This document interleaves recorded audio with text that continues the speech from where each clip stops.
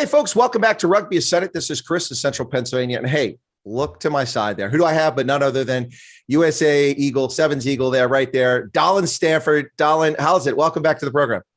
Thanks, Chris. Thanks for having me. I see that beard has not been trimmed in a decade. It hasn't been a decade. Listen, I'm the one that embellishes, not you. Now, your play call is very colorful and dramatic when you do play-by-play, but don't embellish my beard. This is just 2 years of growth, and it's been trimmed several times, by the way. It's great. It's great. It's very distinctive. Well, I'm looking for a future position as a lock on an over 50s team. Well, let's get started right away. First, Dolan, you're just back from Spain, where you were there for the Malaga Sevens and also for the Seville Sevens. What an amazing time. The USA women take gold in Malaga. And boy, those Blitzbach. Oh, we could talk about them all day. But what are your thoughts and impressions from how that went there in Spain, those two events? Yeah, first I want to say it was so great that World Rugby was able to put on these two events. I know speaking of the players and the coaches, they've just been, raring to go.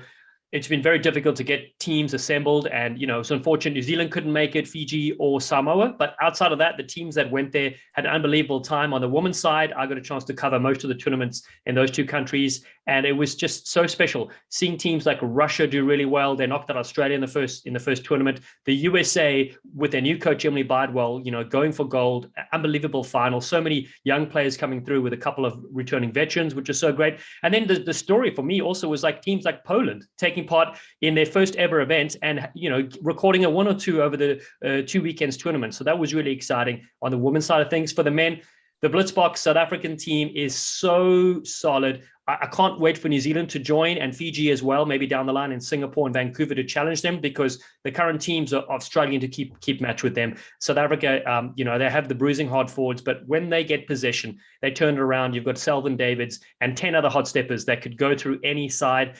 It's super fun to watch, very exciting. And, obviously you feel for New Zealand watching at home, who normally would be there, and Fiji challenging South Africa. They just have to watch the Blitzboks win weekend after weekend.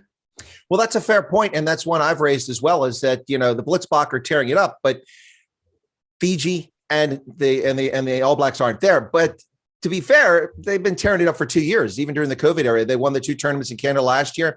The last time they lost was 2019. They've won 6 consecutive tournaments, and yes, New Zealand and Fiji aren't there this time. But the Blitzbach, what's amazing, I think, about them is that Sheikh Soyazwapi wasn't available in the final. Justin Giteau went down with a horrific injury, although he seems to be okay, but it'll be a while before he's back on the pitch. But it's next man up all the time. And you forget about guys that have so much talent. I mean, Deval Uman, forget all about him, and suddenly he's breaking through for a try. Didn't realize he's on the pitch. It really is amazing, the Blitzbach. Neil Powell in his program. Now, I thought I heard an announcer say something about Neil Powell is moving on to be an assissistant coach somewhere. Did I mishear that, or is that true? No, you're right. His contract is up at the end of the year. So he was leading South Africa. He played for ages on the series as well, and then was being in the coaching role. A couple of things before we get to his, announcement is that what really impressed me about his side, exactly what you mentioned. I spoke to him after one of the finals, and I said, listen, how many players do you have back at home waiting in the wings? Because we know that team could win the series as well. And he said another 12 or 13. So put that as a 25 player squad, of which any one of those 25 players are interchangeable. As you said, Shakes goes out and there's another wing, Sean Williams comes in, and there's no step lost. When the bench comes on, the fact the team gets stronger in the second half. So that I think is fascinating. You've got Ronald Brown, who was HSBC player of the final in Dubai. Wasn't even there. He was just rested.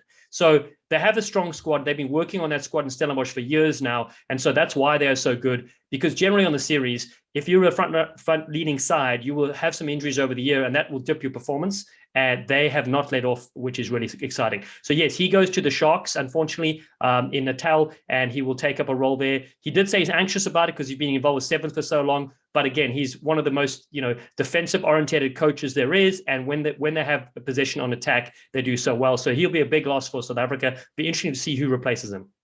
Absolutely. And will we be able to continue that pipeline of just bringing guys in? Because, a lot of these players, I don't want to say graduate, because going from 7s, 15s isn't graduation, but you get the sense of what I'm talking about. You see a lot of these guys that just move on, like say about Sanatla, Vanna Kok, all these guys move on to play Curry Cup, Super Rugby. Well, not anymore, not in South Africa, but URC now. But they move up to that 15s to that level afterwards. And that pipeline just keeps coming. And I don't know how much of that's Neil Powell and how much of that's just excitement for the Sevens game in South Africa. I guess we'll see. Once Neil Powell moves on. Yeah, exactly. Like Rossworth Speckman is another good example. His first touch in Super Rugby for the Bulls scores a try. Exactly. It's I'll tell you what's different about it is 15 aside body shapes, obviously a lot bulkier, a lot bigger and stuff like that. Where the sevens, you have to cover so much distance, you're a lot sleeker. So the fact that they take those sevens players across, the question was, would they last? And the blitz box are players that will last because they show it week in, week out. Even when they play the likes of New Zealand and Fiji that have bigger bodies, they're able to hit their tackles, even though these players are really small. You've got, the likes of Branko de Pre, who's tiny. He's 5 feet tall, but he's putting in these monster shots. A lot of those players still have the attributes to cross over 15s, which I think is rare. But you got to remember, teams like New Zealand have used that for years. They've used sevens as a pathway to develop some of their 15-a-side players. And either is great. I think, you just want to play international rugby. If you get a chance in sevens, what a dream to be a young player traveling the world representing your country. Yeah, absolutely. And those players do hold up. In fact, I was disappointed to see South Africa retire before the Olympics because they were delayed a year, but then he signed with Major League Rugby. It was great to see South Africa playing rugby again. But let's stay on sevens for a little bit longer here because we could talk all day about sevens, but just a little bit longer. The USA women, they've been knocking at the door and they slammed it home in Malaga. They won that gold. And it's tough. Look, the Australians were beaten by Russia before that, which I think shocked them. But as you said, the Russians put a credible side out there. They played well in the Sevens series this year. And the Australians are tough to beat. Now, I realize, of course, the Black Ferns aren't there. And when they come back, it'll be a different challenge. But Australia's really stepped up. The women's game has really been impressive this year. Not that it hasn't been in past years, but it's also been very exciting, I would argue. Yeah, so what's very interesting about the women's side of things is generally you had 2 to 4 sides that were very, very competitive and always make the semifinals and finals. Well, this is the first time we've seen it really wide open. Ireland had an unbelievable display in Seville. They made their first cup final ever in the history of Irish women's sevens. They had 3 players in the HSBC Dream Team. That's how good they were. Australia only had 2 players in the Dream Team. I know the fans voted for it, but again, us as commentators put those names forward. They were absolutely outstanding. They sang, the Irish anthem. There were tears coming down their eyes. How much it meant to that country and those players. It was so great. Russia, probably the most physical side I've seen on the field. They were outstanding in week 1. And it's very tough to follow that up back to back. Australia bounced back and they made the final. And they were trailing 12-0. They had to beat Ireland, coming from behind and scoring 17 unanswered points. I think what Australia has a fascinating story, though. Speaking to a lot of the players afterwards, some of the youngsters in the team were inspired by the gold medal that side won in 2016 at the Olympic Games. So these are young players that cross over from other sports. They watch the Aussie win gold, and they're like, I would like to do that. And here they are winning for Australia. So that is really galvanizing the side. And then for the US, I think the reason why USA won the first leg was that it just had so many good athletes. They can bring on like a winger like Jazz Gray, who would get the ball and is electric and score 2 quick tries. And what did the opposition do? They gassed. They can't match that. Well, I was going to say, and where did Jazz Gray come from? Man, she just exploded on this scene. She's all over the place, and she's built right, but she doesn't at first look like she's sleek. But she is. She's also muscular and she's got nice moves, good dummies. She's really good. But one more thing about the sevens, congratulations to Naya Tapper. She notched her 100th try as the first U.S. woman player to ever get 100. Of course, on the men's side, we've got Perry Baker and Carlin still in the game, the old graybeards of sevens, competing at 215, 216 total tries. And then Zach Test, who's since retired. That's right. Don't forget. And then, of course, I'm interrupting you here, but Steve Thomasine, I want to give him a huge shout out for getting his 100th try this Oh, he did get it. I missed that. He got his 100th try. Yes, he got his 100th try. The muscle man from San Fran. I think he's one of the unspoken heroes of the side. He just goes to work. He's just such a gritty player. A great physical specimen as well. He's got an engine that goes the full game. So I was so happy that, he got his 100th try. And often you stuck on 99, like Branko de Pre is still stuck on 99 tries. And you could go tournament after tournament not getting that try. So the fact that Naya Tapper got it in style against Australia and Steve Thomasine got it as well was 2 special moments.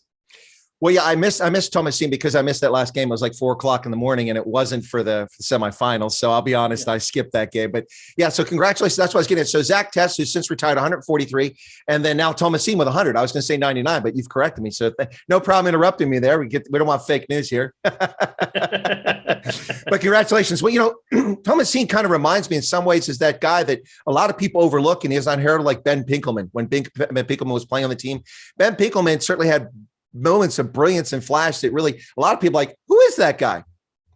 Yeah, no, you're so right. I mean, Ben is one of my favorite players of all time. He just, at the breakdown, there's no better specialist than Ben Pinkelman. And this is what a lot of folks watching, they see a Carlin score a try, or Perry Baker beat two people, but you don't see how they got that original position, which was through a Ben Pinkelman at a turnover, bouncing over, putting his body on the line. I mean, it actually, his back is hurt from all those times. He's just sacrificed himself. Now he's into coaching, which is so great to see still in the game. And I know I spoke to Mike Friday. He said he's trying to develop Ben into, being one of the coaches that moves the team forward, if you will, a breakdown specialist, such a nice guy as well. And the thing about the US side is, what is unfortunate now is that after every Olympic Games, as you would have, half the squad retire and they get older as well. And so, even a player like Perry Baker wasn't at his best in Spain. The years are adding on and the younger players are coming through. So it's going to take a little while, I think, for the US men's side to kind of, get that more experience. They've got younger players like Logan Targo coming through and a couple other great ones. And then Kayvon Williams really stepping up in that leadership role and his speed. So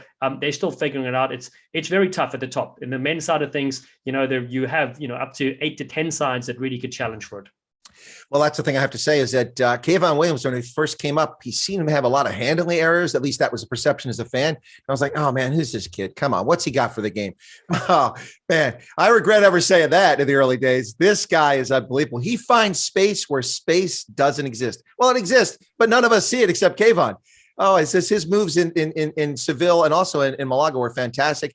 Cutting right up the middle. You're like, don't go in the middle. That's where everybody's at. And he goes right through people like butter. It was unbelievable. But congratulations to Steve Tomasin and Naya Tapper, both wonderful people. It's great to, I was in Vegas. I think I told you this previously a couple years ago for the Sevens when you and I linked up and chatted. And I was checking in the hotel and I'm talking to this lady. She goes, oh, are you here for the rugby? Because I was wearing a rugby jersey. I think a Springboks or Blitzbok jersey. I said, yeah, no, I love to come out here. It's fantastic. I missed the Seven series for years. She goes, yeah, my son plays for Seven. So I'm thinking, yeah, it's someone just talking nonsense. I said, really, what's your son's name? Ben Pinkelman? Yeah, that's my son. She was a lovely lady. So I love about rugby, Dallen. You know the deal. Yeah. It's a wonderful world. People are not full of themselves. The egos aren't that massive. If they're ever big, they're not big at all. I mean, you can talk to Perry Baker. You can talk to Werner Koch. They'll just approach you, not a question at all. That's one of the nice things about rugby that makes it such a special game. Yeah, no, it really is, which is so great. It also makes our job easier when we chat to the players and the coaches and stuff like that. Everybody's willing and has the time for that, which I think is so cool. You don't often see that in other sports. Absolutely true. Well, we came here to talk about MLR, but let's hold off a little bit longer. Okay. So some people might go this and say, hey, Chris, that's down the road, but it's not. Literally, in terms of sporting events, it's tomorrow. And I'm talking about the U.S. bids for the 2029, 2031, or 2027, 2029, 2031 Rugby World Cups, two for the men and one for the women. And we're competing for those. We're in the mix for those. Let's talk a little bit about that. Any thoughts on the U.S. getting a World Cup, whether it's for the men or women?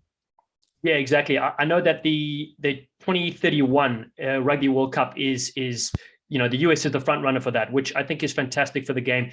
What people don't quite understand that the US has enough time to prepare to, have a solid performance on the field, but more importantly, off the field to grow the local fans. Of course, people travel around the world as they do. The Rugby World Cup, when you and I met in Japan, was unbelievable. Fans came from everywhere supporting all the different nations, which is so great to see. But we need to unlock the American rugby fan that supports the US or one of the other teams as well, but comes to the game and that sort of thing. So I think we have a good runway until that. With Major League Rugby growing and expanding to different cities and franchises, now 13 different cities around the country. By then, who knows what the number will be at. So I think it's really so many positives for the game. Of course, the US has the infrastructure. It has the networks to show the games. Time zones might be tricky for other countries coming to tune in, but hosting a Rugby World Cup will be the pinnacle for the sport in this country. And I'm so excited that, they're considering, and even hopefully 2029 as well for the women. Well, actually, I think I agree with you. We do stand a strong chance of getting it 2031. World Rugby took what they thought was a flyer with Japan. A lot of people questioned that decision when it was made. I didn't because I kind of got, even though I never did Japan, I got the Japanese rugby, mostly because so many South Africans go to play there. That's why I kept up with it. But I saw how popular rugby had been for over a century and even more so in the last 20 years in Japan. And I said, this is a brilliant idea. And when we saw it, the execution was flawless. Even with typhoons raging, it was still an amazing World Cup. Now, we saw that I lost one of my games. That was the Italians were playing against the All Blacks at Toyota City. That game got scrubbed. And on that, on the trip from the last game I went to was Scotland playing from not the last game, but I missed that game. I went from, it's the Shizuoka Stadium, I think it was, got on a train, the last train out, jam packed with like 18,000 people in the train, our bags on top of each other. You couldn't move. I mean, Luke could not move. And we're riding for like an hour to the next stop, and finally went up in Toyota City and got out and went past Toyota City because that was where the game was supposed to be. I went on to Kyoto, and I'd rebooked a room and stayed in Kyoto, and it was just raining and because of the typhoon, and everybody had a great time nonetheless. The players pitched in up there. The Namibians and the Canadians helped do cleanup in Kumagaya, where that game was supposed to be.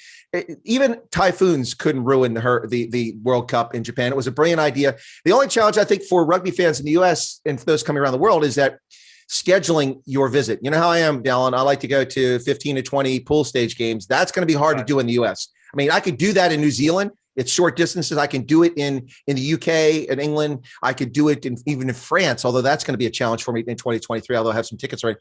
But trying to catch that many games in a pool stage is going to be really difficult in the US because they'll probably be in Seattle and DC and Boston, Dallas. Who knows where the games are going to be? That might be the one challenge. But look, there aren't many people like me out there that try to go to 20 pool stage games, so maybe it's not a big deal. Yeah, Chris, I want to say a couple things to that. Firstly, I know we told the story before, but my favorite is you text me after one of the games I called and you're like, Dallen, let's meet up. I'm like, absolutely, great. Where are you? And you're like, but the halfway line. I'm like, I don't see you. There's nobody there. And anyway, we speak to each other on the phone, and you were in a different game than I was on the same day. And the game had ended at the same time. And I'm looking for you, looking for me. We're 1,000 miles apart. I think that was a classic story, number one. And number two, but you're so right about the US. And that's why, like, when the Olympics comes to like Los Angeles, for example, some people are like, oh, I want to go see New York, but it's not there. You know, it's like the US is so big and so large. It'll be interesting where they do host the event. You know, and of course, as you said, it goes for so long. It's a 6-week event. So people will have to time their trips, whether they come for the last few weeks for the knockouts or they watch the pool round games and that sort of thing. People have to decide, but I think it'll be a great adventure wherever it is.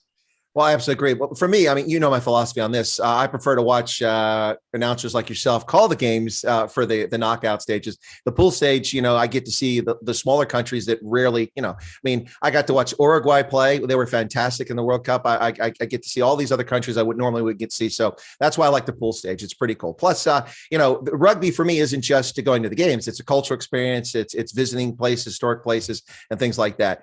And the U.S., I've been at pretty much everywhere. So it'll be revisiting places if we get that World Cup. All right. So listen, we were talking earlier about sevens players, and I think it's a good segue into what we came to talk about.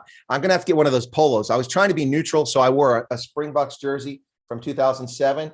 You know, I didn't want to show any bias towards any particular MLR club. You're not either. You've got an MLR jersey on, so I'm going to have to get one of those because I might have a coat. But anyway, so Danny Barrett's moved over. We'll get to the sevens players. He's going to play for Houston. But let's talk about the 2022 Major League Rugby season. Let me start off with a couple highlights of 2021. First off, amazing season. We had conferences for the first time at Eastern Western Conference. The Eastern Conference final was unbelievable between Rugby United New York and Rugby Atlanta. I was there standing alongside the sideline with the commissioner, Kilbury. That was a fascinating game. And then the championship game wasn't quite as exciting, but it's still a great finish and had a pretty large audience given the COVID restrictions. Over 7,400, I think, was the total attendance, which some people may go, that's not a lot, but that's quite a bit. You know, it's a pretty good attendance. The second largest ever in the league history. 99 games, not a single game canceled for COVID. The only professional sports league, to my knowledge, on the planet that managed to pull that off. Whatever secret sauce or recipe they used for keeping guys housed together and keeping teams isolated or whatever they did seemed to do the trick last year in the midst of Corona. We had a big break out of Corona in the summertime with Delta, and they seemed to avoid all that almost entirely. Very few players missed games because of COVID protocols. It was really amazing. Those incredible successes. This season, my hope is we draw more people to the bleachers. That's something I'm hoping for. It's season number 5. But I mean, all in all, 2021, I'd say was a huge success given the constraints the league was dealing with. Starting the season later, running into the test season, we lost players for the Eagles and for the Canadian side. They were not available. This year, it's going to end sooner, so that shouldn't be an issue. Thoughts on the 2021 season before we launch into 2022? Yeah, you really have a great summary that you put on there. I want to add another fact there. Over 2 million households watched the final on CBS Sports. So that's really great. So the fact that the US showing games on television week in, week out is massive for the sport. The Rugby Network website for international audience, able to watch there on Facebook Live. So those are really growing the game, and a lot of people are tuning in. I get messages from folks in South Africa, New Zealand, Australia saying, hey, I tuned in, I watched the MLR game of the week or this match and it was really exciting. And I think the level of play is increasing. Obviously, we said that every year, but last year, the fact that LA brought in, Matt Giteau and Adam Ashley Cooper, Australian legends with over 100 games each and phenomenal players, raised the level of everybody else in the franchise as well. One thing I want to add as well is that really exciting, going from 7 teams when they launched in 2018 to 12 teams last year and be 13 teams this year with Dallas Jackals coming in. So the fact that the league is expanding and bringing on a team or two here and there each year, I think is very positive news. COVID was very tricky for, the bottom line for teams financially, because they had, some limited number of seats available, things like that. They couldn't sell as much merch. Creating a buzz remotely was very hard. So as you said, I hope this year we get more people to attend the matches, more new fans locking in and tuning in, and hopefully those fans will watch on the broadcast and get excited to come to the games. And so that's really exciting. This year, looks like another blockbuster season. As you said, it'll finish near the end of June, which will be good. So hopefully it doesn't go too much into the test window. That last final is scheduled. That the championship series begins on June 11th with those Eastern and Western Conference matches, and then the MRL championship final slated for June 25-26. So can't wait to go. Well, in fact, that's an argument I've made for a long time. And Dallen, you and I have talked many, many times offline and about this, is that in order for a sport to be successful, it's got to have broadcasting coverage. And that's got to be key. I've got to give Major League Rugby credit. In the first season, a few teams, like I think Seattle and a couple others, got local television deals. But as we moved on, it wound up on ESPN. It wound up on CBS Sports. It's been on, I think, on Fox Sports now. And then the Rugby Network last year, I think, was a game changer. And you talk about the international audience. Of course, much of my audience is from Africa and around the world. And I told people about the game. So a lot of my viewers, to let you know, this is what I do. I mean, because it's not my broadcast to broadcast. So I do what a lot of rugby folks do that call games. I do color commentary and play-by-play, which is pretty challenging to do simultaneously. And I'm not claiming I do a good job, but I play the Major League Rugby games with the audio in my ears. And then I call the game for people. But I've told my audience they could watch it and how to find it. So a lot of people from overseas were watching the Rugby Network and listening to my call of the game, which was pretty interesting, but it helped grow the game in a small way. And so I'm glad to have done it. I played a part there. I like it. Listen, you can't put me out of a job yet. I mean, come on, what's going on with the commentary? I don't think there's any chance of that. I still love the little skit the guy put together, the video. I can't think of his name right now. The gentleman who puts them for soccer. He took the rugby calls from the game. And it's like, you're in there a couple times. Gareth Davis. Oh yes, the cartoon. Yeah, exactly. He had cartoons and put our audio on. That was really cool. And the nice thing this year is that they're going to go straight with Fox Sports. So one TV channel to look at for the live games, game of the week. So FS1, FS2 will show games each week, which is great. And then, as you said, the Rugby Network is going to air the rest of the matches, which is really great. So I think that's really going to be the difference between, because we know the USA games, unfortunately, behind a paywall. Sometimes tough to find the Sevens World Series. So the fact that MLR is exposing rugby to millions of people around the country, obviously is going to be a great thing. Well, with the Sevens, NBC has the exclusive rights to Sevens. Yeah. And so you have to have Peacock TV to watch it. And I'm actually, for those games that you're calling, I've got you on mute and I'm calling the game for my audience too for the Sevens. So I usually pick a branch of 4 games in a row. I'll pick it's got to be Blitzbach and Eagles. And usually they're close enough I can call those. And I do 3 or 4 games in a row. And that's the end of the stream. I'll come back later and do the games. And that's kind of how I do it. But well, it's a technique. Some people like it. Maybe not everybody does. I don't have 100,000 subscribers on that channel. So anyway, but I do that for URC. I do it for Curry Cup. I do it for International Test. And I do it between Flow Rugby and Peacock and the Rugby Network. Somehow I managed to find most of the stuff. Some of these games are a bit challenging, but I seem to find most of them. That's awesome. I got to if I'm not commenting, I got to tune in. Otherwise, I'll just take your audio, throw it on the big screen. Yeah, for sure. Show all my errors there. No, but seriously, no, but television is critically important. And that's the bottom line. And the thing about it is, and I've told people for years, in order for rugby to truly explode, I mean, it's a global phenomenon, but it's the fastest growing team sport in the world. It still remains such, even with COVID. to be a truly global phenomenon, to rise to an even higher level, it needs television, and it really needs to be in a major market, the major market, which is the U.S. Major League Rugby has brought it to this marketplace, and we've brought some international players over of high stats. You mentioned a couple of them there. We've had Tunde Mtawira play briefly for DC, Bostro played briefly for New York. Ben Foden is still with New York. We've seen, I mentioned Cecil Africa. You and I were talking offline, and then also I've seen we've seen Adam Ashley Cooper, Matt Giteau. The list goes on and on. Joe Peterson playing out there in San Diego. Lots of international players, and some people go, well, these are guys who passed their prime. Not necessarily. Some of these guys are still quite well in their prime and playing quite well. And that's a nice touch to it this year. Matt Giteau has re-signed with Los Angeles after indicating he was going to retire. That should be interesting to see what happens in Los Angeles, because I take it Adam Ashley Cooper has in fact left Los Angeles.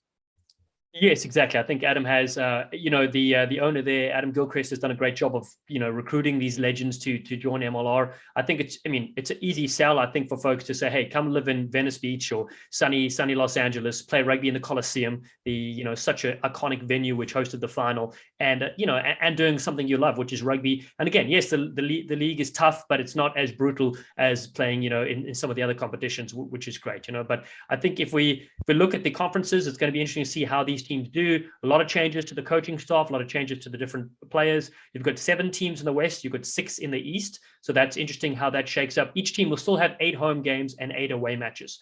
And so that's still the equal number of games. The top 2 in each, the top 3 in each conference is slated to go into the knockouts. So the team that's ranked first gets a bye. Teams ranked 2 and 3 will play off to see who plays the first ranked side, and then you'll go into the final MRL Shield Championship. So it's kind of a nice format, I think, because it gives the top 3 sides in each conference an opportunity to have that bite at their golden ticket.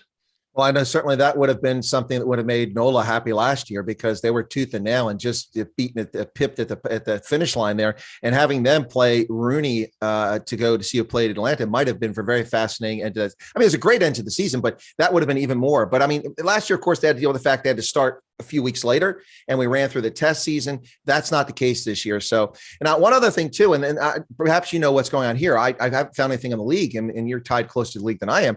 But Toronto last year relocated to Atlanta and was based out of Atlanta. That was a big sacrifice for players and their families, and a tough thing to be a home game in Atlanta when you're based in Canada. Are they back in Toronto this year, or are we still dealing with restrictions that are going to be in Buffalo or somewhere like that? Yeah, just a great point. So they had a stat which was they hadn't played a home game in over 700 days, wow, due to COVID and due to everything else. So the fact that they relocated was a good thing for us as viewers and fans of MLR, because they could still play and take part in the league, being the only Canadian franchise. But it was very tough for them, playing away from their family and friends and living away for that period of time. 6-month period is a huge sacrifice. So the fact that, their GM said, listen, we are staying at home, we're playing at home this year. Hopefully the Borders will cooperate with us, because we obviously want to play all the matches. They're going to be at home in Toronto, which is great. So playing at home for the first time in a long time. New head coach as well for them. Peter Smith leads the charge. So I think they'll be much better, like they were 2 years ago when they played at home. They were one of the teams that were in the running, for the final, which is really exciting. Playing their last few games at home, I think they'll be very, very tough to beat. Like most of the teams that have extreme weather in the Eastern Conference, they play some of their home games away early, some of their away games early on, and then they host at the end, which is really exciting, because that's when you build up your chemistry. You've picked up a few wins on the road, and you're very hard to beat them. Well, good point. So you see New England and RUNY and Toronto pretty much finish their seasons at home, and when they should be strongest. That should be interesting. It's talking coaching changes. There's a couple of coaching changes we saw about, and actually the gray beard of the coaching staff is a Kiwi. Andrew Douglas with Old Glory is the longest serving head coach now in the league, and had a chance to speak with him at the media day in DC recently. Actually in Northern Virginia, but it's right outside DC. And he addressed that. He said it's kind of strange being the guy that's been around the longest, but it just talks about how transitional rugby can be. But Douglas is still there with Old Glory, and he's hoping for a different season. I think Old Glory was a little frustrated with their season last year. They thought they're going to go places, and at times they were absolutely brilliant. Other times you're just looking like, what happened? And the players themselves be the first to admit that. They just didn't gel at times.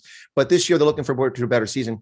But one of their competitors and the team they opened the season against is Rugby Atl there in Atlanta, which has a new owner. The owner passed away, unfortunately, after the championship last fall, and now has moved to a new arena. They've moved off of Life University to a different location in the northeast side of Atlanta, a place I've never been to. I've driven past it, but I've never been to the arena. And they're going to have a new head coach. Assistant coach Steve Brett has been named the head coach after Scott Lawrence, the one of the most experienced and talented U.S. rugby coaches, is not coaching Rugby ATL this season. And for the moment, looks like he's not coaching Major League Rugby. From my personal perspective, I think, and I'm a bit biased as a journalist who covers Rugby ATL. I'm a bit biased, I'll be honest up there. But although known as a bit of a disciplinarian, Scott got results and his players thought he was a fair coach, and not seeing him coaching in Major League Rugby for me is a bit of a disappointment. Hopefully he'll be back. Yeah, so you bring a couple of great points there. First, I'll touch on, Old Glory DC with Andrew Douglas. It is rare to have that same coaching staff. He was, they started off really well a few years ago, and then they dropped the ball a little bit last year. They still had a very good squad. They were very exciting. At times, they put some unbelievable rugby together. But, he was saying the players went across, didn't listen to the game plan every single time. And there were a couple of folks that, on every side, you get a couple of folks that think they know what to do. Potentially they bring the team down. So he said he's got rid of that, and now they should be, really, really strong for this year. Danny Tusitalo leading the charge at number 9, one of the best halfbacks in the game. So that's really exciting to see how they go. I'll be calling that game this weekend, so I'm really interested to see how DC play. Now, you mentioned Rugby ATL. One of the teams, obviously, of the league, the defensive standing, they're tight 5 with a bunch of South African names in there as well. They were absolutely fantastic, and when they needed to turn on with ball in hand, they were so good as well. Carlson was brilliant at 10. He won't be with the side this year. Still a lot of talented players. It's a real shock to lose Scott Lawrence. I don't know the inner workings behind there. I also don't like to talk too much about behind the scene politics, if you will, but it is strange that there's a new owner and the head coach is let go. So don't know what the reasoning there, but I was impressed with his message online on social media, thanking the community, thanking everybody that backed him and his family because they got results. Scott Lawrence is a X's and O's type coach. He's such a physical coach as well. What he brings to the side. Any side that he coaches, is going to be outstanding, and they have that style that squeezes the life out of the opposition. And sure, it might not be the most exciting, but you get the results. And that's, I think, which is so great. So wish him the best. Hope to see him coaching soon. Yeah, if not with the MLR side, then they're helping the national side down the road. We'll see what his future holds. Stephen Brett comes in, really exciting coach out of New Zealand. Quite a few Kiwis are in those lead coaching role, in fact, that are helping some of the sides out here. So we'll be interesting to see how they go first up. They've retained a lot of their squad, which is good to see. Well, they have, but a few players are gone. Adrian Carlson is no longer with them. He's moved on. Now, what I haven't figured out is if Kurt Coleman's there. I thought I saw him playing in Currie Cup. Is Kurt Coleman back? I'm trying to figure that one out. Don't know if that's the case. Yeah, I think so. I have a list of all the squads. It's actually quite tough to keep track because you're right. When teams leave and they kind of go to different sides, I'll tell you in a few moments about if Coleman's there on the roster. But you're right. Adrian Carlson, he was one of the players for me of the season last year. He was absolutely fantastic. So let me look at the list here for Coleman. Let's see. Yep, Coleman is in there. So okay, he's excellent. in with the ATL squad. So that's good. Well, that's good because I swear I saw him playing for the Pumas. I think it was in Currie Cup. So it's good to see him there. But yeah, no, one of the nice things about the game last year, especially with so many teams playing artificial turf, I'm not a fan. I'll say that up front, but playing artificial turf is that, in the kicking game can be so much changed by artificial turf, the way the ball bounces. And I have to say that no matter who stepped up and kicked for Atlanta last year, they did a pretty class act, whether it was Coleman or it was Carlson, whoever was stepping in there to do it. They did a really good job on that. And that was one of the strengths. One of the not this isn't turning this into a Rugby ATL season assessment, but one of the shortcomings for the team a lot of the season was their lineouts. They were really bad, but they were great in the scrum. Their defense was incredible. It was a hard team to break on defense. And one thing I liked about Scott Lawrence, among other things, is that he never dwelled. They went to New York. They played on campus there at St. John's. They played in New York, and they lost a tough game, a really tough game. And hey, it's time to move on. Let's see what lessons we can learn from this, and let's focus on the next game. Next week is the most important game. That's a great attitude, I think, for rugby. Is next week is the most important game. Yeah, no, you're spot on with that. And just touching on, the New York side, as you said there too. In this conference, this Eastern Conference, of course, the favorites will be the defending, Eastern Conference champions, Rugby ATL. Love them, that sort of thing. Who will challenge them, I think, is a big question. NOLA Gold, I think they've always been there and thereabouts. They've got a new head coach, Ken Thompson, former player as well. Carlos Spencer's working with them, the Kiwi maestro himself, the magician, and then Taylor Howden as well is fantastic. So NOLA Gold, I think, are going to be really pushing. And then New York. New York have always been very strong. They're a playoff-bound side. Each year, they have a new ground that they're playing at as well. I know they galvanize the community there. I think New York could be really, really, really tough to beat.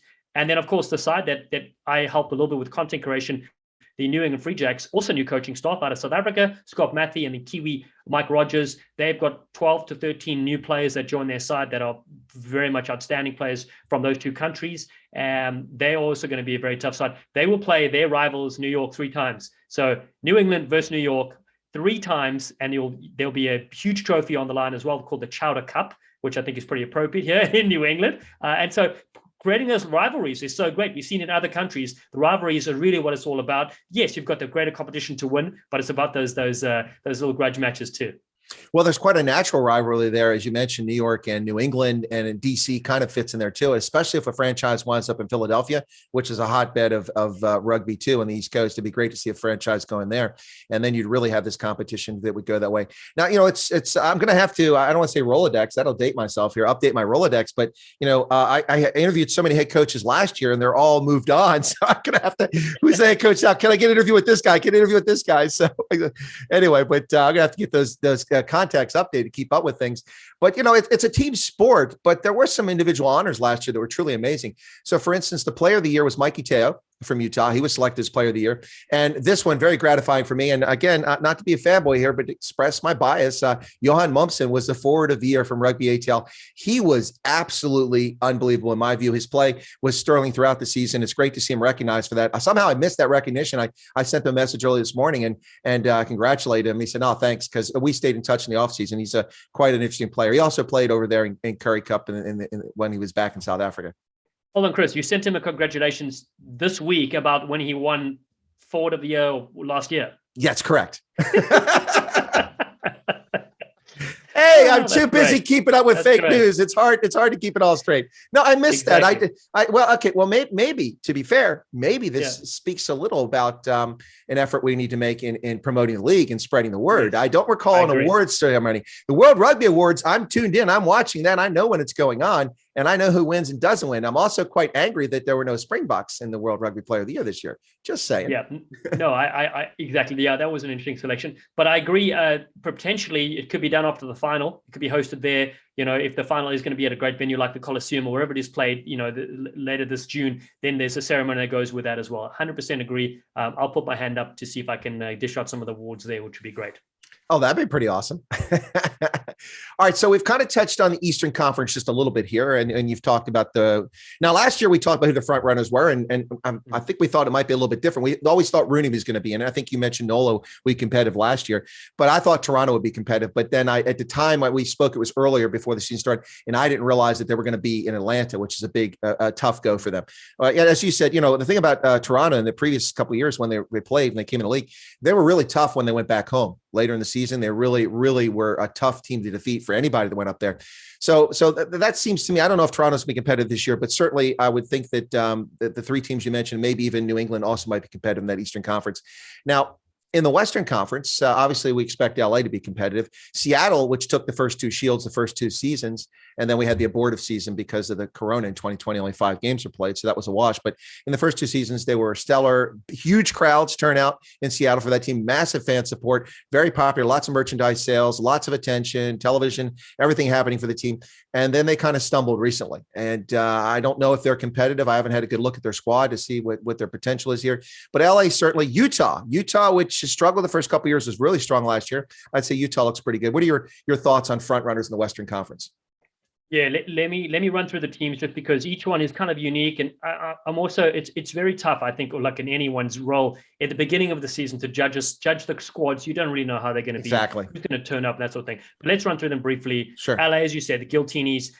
Stephen Hoyles, who's their new head coach, he was assistant coach last year, so he knows the systems, he knows the squad. They will be stellar. The thing I liked about LA was their fast attacking game. They'd get to the lineup, they'd throw the ball in quickly, they would have planned moves that sucked in defenders. So they were a very creative side. And sure, they struggled initially against, the defensive nature of like a Rugby Atl. But I think, it gave them learning lessons to take from that season. They didn't walk over every team, which is really great. You want that competition. And so I think they will obviously be there or thereabouts. But hang on. Yes. But early, sorry to interrupt you, but early when they first started the season, when they first came, they did walk all over play teams. And it was like watching Sevens, like 45-0. They drug people in, and you're right, their defense wasn't particularly great. And they had a hard time adapting to a team like Atlanta when they went to Atlanta. But boy, I'll tell you what, early in the season, it was like watching a Sevens game. Like, I can't get up and go to the loo. They just scored again.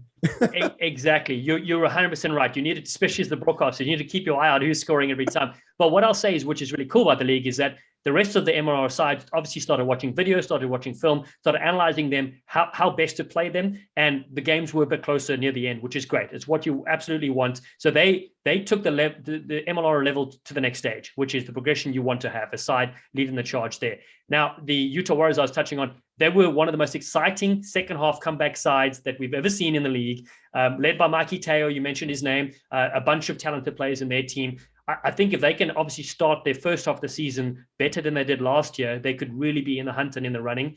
They've retained, I think, 22 of their players, which is a huge number from one year to the next. So they'll be so great. They're very tough to play, very physical side. Austin Gilgronis, mark my words, this will be one of the sides that'll be in the top 2 or 3 coming through. The Gilgronis, who were last, they were their former names before in the first couple of years, under Sam Harris, Mark Gerard, they are doing wonderful work in Austin. They came out with a like behind the scenes TV documentary, which is brilliantly filmed and brilliantly done. They've put in a bunch of name players that are coming through as well. They're working hard. They are going to be one of the top sides. So expect a change in your predictions for them coming through. San Diego Legion, they have the return of Ma'anonu, the All Black great, comes back again. He missed last year. He'll be in form. I think any side with him in the back line, you do have to be wary of. He just creates so much defensively. He's just such a monster on D. New coach as well coming in, Danny Lee. So I think San Diego Legion, who were front runners in 2020 before the season got cancelled, might be able to pick up where they left off on that year. We'll see how they kind of start out. Seawolves, you mentioned them. Martin Yosefo joins them from the Sevens program. You're talking about Sevens players coming across. They've got a bunch of new players as well. It's tricky with them. They have the best support base, as you said. They have Broccoli Man. Broccoli Man is there, dancing at the games, really cheering up the crowd. I think they were still they got better at the end of last year. They were a bit more creative. I think they will still struggle in the early part of the season, and maybe they get it together for the second half. That's just my prediction there. Okay, hold on. Houston Sabercats. I mentioned Gilgronis. Sabercats are the sleeper team this year. Heineke Meyer, former Springbok coach, Blue Bulls legend. He's a director of rugby, hired Porter Human, a head coach. The players he has signed, international players, a lot of up-and-coming young South African stars. I personally haven't been following all the young players coming through in South Africa, but when I chat to my friends there and I give them the list of names, they're like, oh yes, I remember this player, either Springbok under 20s, young players coming through the academy programs and Super Rugby. So they'll give me the side to watch. What I like about them too is the American players they have. Guys like Danny Barrett, Maka Onufe, Christian Dyer, the winger from the US Eagles. Lots of exciting players coming through. Argentine Marcus Maroney from the Sevens. Houston are going to be a completely different side. So them and Austin, you knew you would beat them, by 30 to 40. Watch out for those two teams coming this year. Those are my predictions. And then Dallas Jackals. I have no idea how the Dallas Jackals are going to do. It's tricky, right? Brand new franchise. I haven't seen their players. I know some of their players in their squad. They've got a couple of Glendale Raptors. They've got a couple of handful of players moved around. So they will be decent, but I think every team struggles outside of LA that joins a new league and a new season. If you don't have big player names and that sort of thing, or a huge budget. And I know they had visa issues with their head coach. That's a really tricky one. So they've got their general manager, Elaine Vassi's there, former Wales prop, Aaron Jarvis, and Brian Ashton from England as a consultant. So they've got some coaching stuff there, but their head coach was meant to arrive, wasn't able to get through. So I think that has maybe hampered their preseason. No, I kind of neglected the Legion. I didn't get a chance to get out there. The Legion were tough a few years ago, and they've definitely got some players. I think Cecil Africa was playing for them last year, if I'm not mistaken. Yeah, and it's Joe Peterson was still there and still excellent at the game. Great boot, fantastic job. So yeah, the Legion, I kind of watched them a couple of years ago when they made that push, and then so we'll see if the Legion get. But as far as Houston, yeah, I'm kind of excited here when I saw that they signed Heineke Meyer. Of course, okay, once again the bias. The thing about reporting is if you're honest about your bias, then people can't accuse you, right? I'm honest. Huge Heineke Meyer fan. I loved him. I never thought he should have left the Springboks, but we won't get into what happened there. But and it certainly wasn't the loss to Japan in the World Cup. That was an excuse. But Heineke Meyer, I'm a big fan of his. Glad, and you're right, Blue Bulls legend. It's great to see him come. Now, when I first read that he signed with Houston, I heard that he was working in South Africa and he wasn't going to be in Houston. But if that meant that he was signing young South African players to play in Houston, then maybe I'm not have such a problem with that. If that's the case, it's now as you mentioned, Danny Barrett and some other players, Christian Dyer coming to play for Houston. It may be one of the most exciting things. And in fact, this weekend they play Los Angeles this Saturday evening. I'll be covering the Old Glory and Atlanta game, 3 PM. And then that game is at 8 PM. I'll be covering that as well, courtesy of the Rugby Network, on silent as I comment on air. But no, I think the Houston will be fascinating. I agree with you 100% there. And then the other thing is that I'm with you on the Jackals. The only thing I know about the Jackals is I have their jersey. Cool. Very nice. Well, they issued a jersey last year, and then they put a sale on it, and I'm frugal, so I'll get a Jackals jersey. I've got both of them. I got their home and away jersey. I don't know if that's what the jerseys be this season, but I have the original one. So anyway, part of my collection of Major League Rugby jerseys. But I think that this should be an exciting season. It's lining up very well with the television contracts in place, with hopefully Corona subsiding in one way or another, either people being vaxxed or people having immunity, whatever it takes, and venues being open. We have a lot of exciting changes, and I'm really looking forward to the season. For you as a broadcaster covering the games for the league, what's the most exciting aspect of this for you, Dallen, now after 5 years or 4 years? This is the 5th year. So because you've been with this since the outset, you've been hanging around with this game. And what do you think, where are we at now? Are we in a good spot? I think we are. Yeah, exactly. So look, I think as a broadcaster, a couple of things I'm really impressed about is, outside of obviously of the players increasing their level of play, domestic players, the US players, which helps our national team, bringing bigger names from overseas, which is really great. It gives that international audience, that flavor, that flair. I really always in the broadcast reach out to the general managers of the teams and ask them, what are you doing on the ground? What are you doing in your community? What players are helping out? Are they coaching the younger kids coming through? What sort of development are you doing for the younger people coming in, young boys and girls playing this game, and providing those role models and being supporting base? And that's, I think, for me, the most exciting thing about it is that you've got 13 cities that are doing that. Obviously at a professional level. When I grew up, I didn't grow up in the US, but I came here as a 25-year-old. When I was in America, there wasn't a professional rugby thing to be had. I played sevens for the US and got $100 a day, right? So that's a professional at that time. So having a young student who's at university playing rugby and going, you know what, I could, if I'm good enough, I could get a junior contract and play rugby as a full-time professional within the US is probably the most exciting thing. As a broadcaster, the best thing about doing these games is that you don't really know what's going to happen. Like sevens, so any team could turn up on the day and play the better rugby and win the game. And I think that's what keeps everybody on their toes and what makes live sports so exciting, particularly rugby as well. Even the LA side, like Danny Barrett said I interviewed him the other day and he said, bring it on. He goes, people are writing us off, the Sabercats, as a team that didn't really win many games last year. We want to play the champions and we want to beat them. And so it was a brilliant, Danny Barrett as he can, the machine himself, the Mack truck, the Boom Boom Barrett, to take on the best team and beat them first up. So I think we're in for a real roller coaster ride. And I love the fact that you got the Eastern Conference and the Western Conference. It really gives that new flavor. It also means that you'll have a team from East Coast represented in the final. I think that is thrilling. And the top 3 have a chance to go through, which is even better. So much to be excited about. And of course, people can catch the games on the Rugby Network or Fox Sports. Now, those are brilliant comments. I'm going to have to get Danny Barrett on and talk to him. I haven't had a chance to. Now, I've met all these guys from the sevens, but some reason haven't connected with any of them. And the same with Naya Tapper, Chris Thomas. I know them as well, and somehow haven't got them on. I need to get them on my program to talk to them. Danny Barrett, that doesn't surprise me at all. Remember the Vegas Sevens when he broke his arm and he got up and chased the player down from behind and made a one? I was like 8 rows up, right in the middle. I'm like, okay, because his arm was just hanging there. I'm like, well, I think he broke his arm. And sure enough, he broke his arm. Danny Barrett's a tough player. And I think, I don't want to say underrated because people know who he is, but I think maybe undervalued at what he did for our sevens program, taking us a couple years ago. We were number 2 in the world, nearly had that thing. Fiji beat us at the end there, just getting enough points to surpass us. But the sevens program, that was the most exciting season. And, back-to-back Vegas Sevens championships. I mean, you couldn't top that. And Danny Barrett was part of that.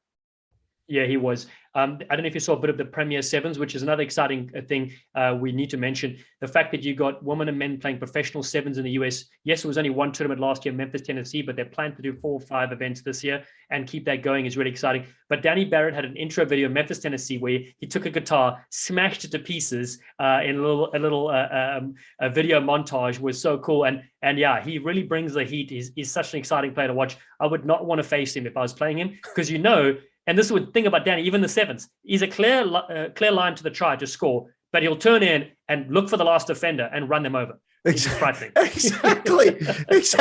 As if that's necessary to score a try, right? It's not a legitimate try unless you look for the last guy and run him over. No, it's absolutely. Well, Premier Sevens, that's a good point. That got virtually no publicity. Almost nobody talked about it. There wasn't a lot of buzz outside the tight rugby community. We really need to let people know about that. But you talked about the level of play increasing, and it's got better and better each year. There's no doubt about that. And it's a consequence of a couple things, I think. It's international signings, but more importantly, it's been the development of North American rugby players. I think have really improved the last couple of years, and we see it as the game is there now. There's actually an opportunity for a young athlete to move beyond high school or club and college and have an opportunity to make a few dollars and have a living. At least, it may not be a life of luxury, but at least an opportunity to make some money. There's another aspect to the game that last year, and fans always want to grouse about this, especially international test rugby. And just ask Nick Berry about this, grousing about the officials, but or a certain South African official, or director of rugby, I should say, Rossi Erasmus. But anyway, people like to grouse about the officials. But last year, Jonathan Kaplan came on board for Major League Rugby to help improve the quality of officiating Major League Rugby. And I will say this unequivocally from a journalist and from a fan's perspective, not to criticize the level of officiating in the past, because we can always all improve no matter what. But I would say that I saw a demonstrable improvement in the quality of officiating across the board in the league last year. And it seems to me it was because of Jonathan, and he's got a couple of other folks working with him. We're also well known, but he's a legend in officiating. And he really made a big difference, I think, in improving the quality. What are your thoughts? Do you think that I'm right, or have I missed the mark on that one? Yeah, I want to add two things to that. Firstly, Jonathan Kaplan, what an amazing resource to have in MLR. I don't know how they got him, but I spoke to him on the phone, and he was, amped about helping the game here in North America, which is really exciting to see. So he was fantastic. He raised the bar, raised the level. He's also on the lookout for younger referees coming through, young women and men who are in their early 20s that maybe stepped away from the game for whatever reason, but still want to keep close to the game. So I think that's really cool, is to get referees and officiating younger ages coming through, which is really great. The other thing I want to say this year, first time ever, which we haven't announced properly yet, is that they'll have the use of a TMO at every single game. And I think that's very, very important for the act of try scoring or for any foul play. So couple those things cost teams last year, which happens in rugby, unfortunately, but you do play with what you have in front of you. But now the fact that we have a TMO, if there's a decision which the referee's not sure if there's try been scored or not, they can refer it, which is really great and exciting. So hopefully the right calls be made more often, which I think is obviously for the benefit of the league, the benefit of the fans watching as well. Well, that's a development I was unaware of. So I'm glad we got you on to talk about that. I probably would have figured it afterwards. It'd be like last year when I was watching the Eagles play Canada up in the Maritime provinces, and the Eagles kicked the ball, and I'm like, okay, well, it's Canada's line out. No, the Eagles have it. What's going on? Oh, it's a 50-22. What's a 50-22? Where did that come from? World Rugby is always tinkering with the laws. And initially I was confused by that, but now I like that rule. I really like that rule. It spreads the defense out. It doesn't let them gang up, and it opens the game up a bit. And it's a nice reward. If you have the ability to kick a 50-22, that's brilliant. And guys like, Franz Sten can take advantage of that big time. So that's nice. And now the other rule, which I'm not a fan of, Gary Gold is also not a fan of. I interviewed Gary about this, and he was frank about it. I do not like this rule at all, where if the ball is held up over the try line, that you get a free kick from the ends. Because the first time I saw that again was with the U.S. and Canada. And the end result was the U.S. was knocking the door. They get across, but the official can't see whether the ball is grounded because there's so many bodies there. So it may have been grounded. But now what happens is, in effect, you punish the attacking team. In the past, it's always been a 5-meter line out, or not line out, 5-meter scrum, 5-meter scrum, which I thought was fair. It doesn't penalize either team. And so now Canada gets it. And I think the American players are a little confused by it, to be honest, even though they're probably told about the rule ahead of time. And so Canada kicks it like 45 meters, and they come up and get the ball back in a quick turnover really quick. And suddenly Canada's driving. They get a try. The entire game turned around. Now, we got trounced in that game, but the game turned around right there because of that play. And I, as a fan, I was like, what's going on here? I mean, look, I'll be honest, Dallen, I don't go and look for all the rule changes every year with World Rugby, but that one I'm not a fan of. But the 50-22 is pretty interesting. Your thoughts on either of these rules without getting yourself in hot water? Yeah, exactly. No, and again, I'm obviously, as a broadcaster, I keep an even keel when it comes to officiating. They're only human. It's the fact that we're going to make these decisions, split-second reaction is very tough. I would never want to be a referee or official because it's a thankless job. One team's not going to like you at the end of the day, maybe both teams as well. But going back to those laws, so they've got 5 or 6 laws that are being trialed that will be in MLR this season, which is interesting, and it's something new. I like the 50-22, as you said as well. Held up in goal. I can see where you got to look at the angle. Why are they coming up with these laws? Why are they experimenting with it? What's the reason? And I can see certain teams, in international sides, who pick and drive and spend 10 minutes of a game picking and driving near the try line. It is boring. I would say, as a Sevens fan and as a rugby fan who played in the back line, it is boring to see the forwards pick and drive pod after pod after pod after pod. But I understand it's part of the strategy. So I suppose they're thinking World Rugby was like, listen, to make it more exciting, we want you to move the ball a bit more so you create a bit of space and attack, less defenders as opposed to picking and driving. The reward, obviously, for the defensive team for holding you up is you're able to smash it downfield. So it is a huge reward for the defensive side. It is a let-off. You will absolutely say it's a let-off for, the defensive team. And again, these sort of things, as any law is implemented, the coaches who are the smartest will look at ways to exploit them and to use it to their advantage. So we'll see how teams do that this year, how they get better equipped. They won't send one-off runners to try dive over if there's so many defenders. They will probably look to shift it and see how they can change their style of attack. So you're right. It'll be the better teams who adjust to these new laws who would be able to win the game. Well, in the 50-22 on artificial turf, if you got a guy that knows how to kick, that's a huge advantage. You can really take advantage of that.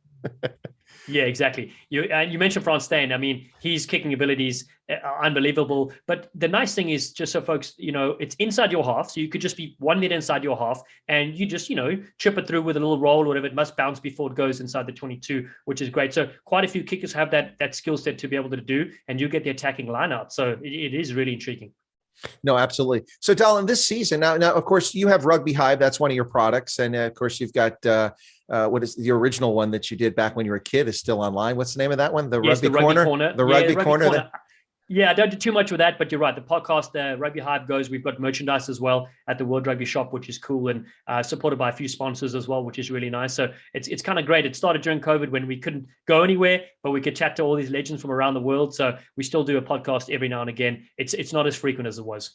Well, if you get Nigel Owens, let me know. I want to get inside there. I want to talk to him about his beef raising. He's really, really, really into his beef raising. He talks about it all the time on Twitter. But okay, so Rugby Hive, the Rugby Corner, less so. But people can also catch you on the HSBC Sevens series circuit as a broadcaster. You team up there. You've covered some of the really big games. Of course, we heard you in Seville and in Malaga. You'll be at Singapore. Is that correct? Or so you're right. The series goes to Singapore. I joined them in Vancouver the week after that, so mid-April. And then the really interesting thing is that the season will end in Los Angeles, August 20, I think it's 27, 28 or whatever it is, 26, 27. So that weekend it'll end. Normally it ends in either London or Paris. So it'll be really cool to be able to be there to be on the broadcast side of things and kind of crown a champion in Los Angeles would be really cool. And then the Sevens World Cup is going to be in Cape Town, slated for September 9th to the 11th. So we'll wait to see if everything is good to go. So far, everything's on schedule for that. If it happens, Cape Town Stadium will be humming. Absolutely. And it won't be at Newlands, that's for sure. It will be over there at Greenpoint, which is going to be huge. Now, the tickets still aren't on sale. When are they going to put those things on sale? I've been scratching my head. They're waiting for restrictions to lift to see how much, what sort of capacity they can sell. Because I know, having gone to the Cape Town Sevens and as a broadcaster in 2019, having 50,000 each day was unbelievable. Obviously, the weather was fantastic. The beaches are amazing. All the commentators I work with from around the globe were like, Dallen, this is where you're from. I'm like, yes. They go, why did you leave? I'm like, exactly. It's so great to be home. It is one of the best events that there is.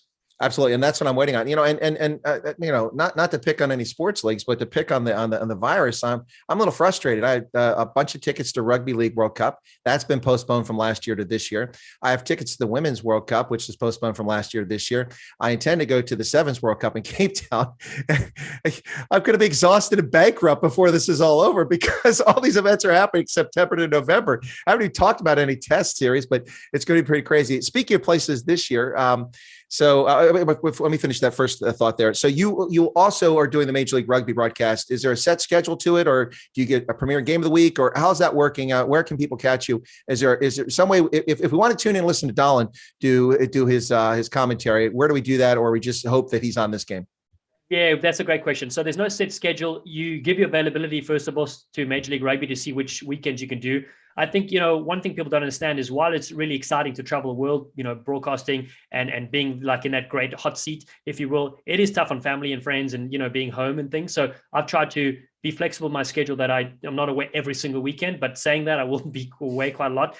If people follow me at Dallen Stanford on Instagram or any of the social handles, social platforms, I will post the games I'm doing each week. And so a lot of times I'll be doing the game of the week on Fox Sports, FS1 or FS2, or the Rugby Network will have those games as well. So folks can just kind of follow there as well. So should be pretty actively involved. And then the social media is probably the easiest way to catch it.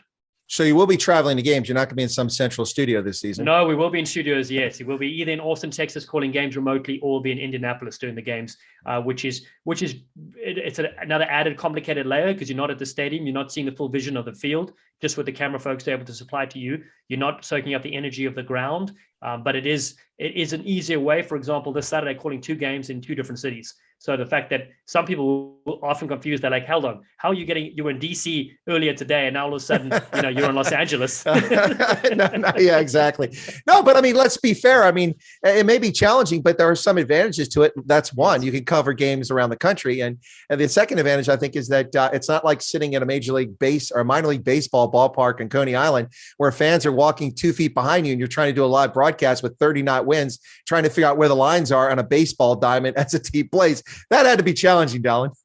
Yes, no, that was. I think the hardest thing, that Coney Island was probably the harder one because the field is slanted at an angle where the broadcast is. So you're looking at the side, you can't see the opposition numbers coming running towards you. Very challenging, very tough. The elements when it can be very cold as well, late night games. So yeah, we'll be happy being in the booth in a warm, place for that for sure. Well, you may not be traveling to some of these venues this year, but of course, last season I traveled to New York. Of course, they played in New Jersey and New York, but I went to their games. I went to DC and also went to Atlanta for games. This year, the intent is to do the same. Also, I intend to add Dallas to catch the Jackals because there's a direct flight from Harrisburg, so it makes it relatively easy for me. Not cheap, but easy. And then also intend to get to Utah. Utah was my first team I supported, and they look really exciting this year. I don't really follow them much anymore, but I'd like to get out there and catch maybe one of these other teams for one of these marquee matchups. But as I say, I'll see you on the ground, but I won't see you on the ground there.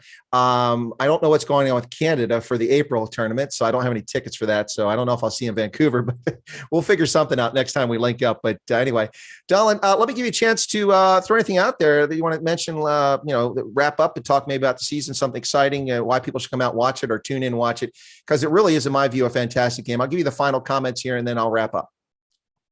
Yeah, I think folks just need to find their team in their area. You go to the Major League Rugby website online, you'll find one of the 13 teams to support or support a few teams. So some in the Eastern Conference, some in the Western Conference.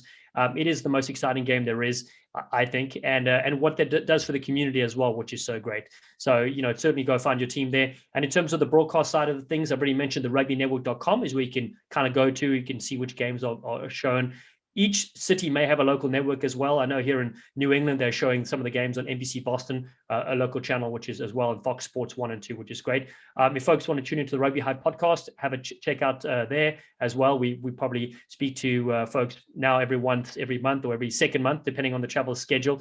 And then those Sevens fans will see you in Vancouver next, or Los Angeles, depending on when your travels permit.